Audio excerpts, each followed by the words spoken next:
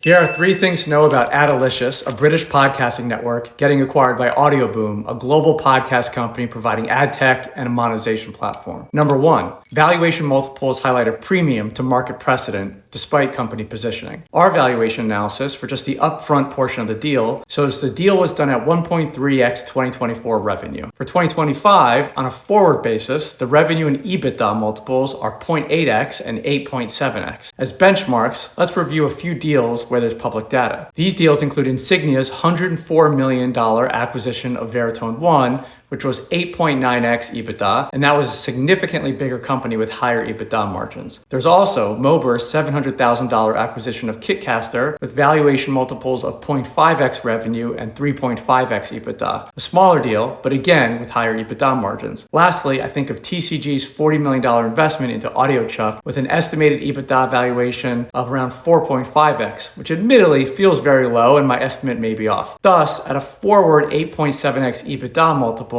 the deal doesn't feel low relative to the rest of the industry, but actually a premium. Number 2, majority of deal consideration is via earnout with nearly half tied to specific show performance. The 55% earnout component is based on revenue performance milestones. Of that, £3 million is tied to overall 2025 revenue growth and £2.5 million is tied to revenue performance of the SMA podcast contract. The structure incentivizes Adelicious' team to drive growth during integration period and protects Audioboom if financial performance and synergies don't materialize. The SMA specific earnout stands out. The show is one of the UK's most popular podcasts and signals how meaningful that show is to Adelicious' financial growth, since it likely represents a very high revenue concentration within the Adelicious client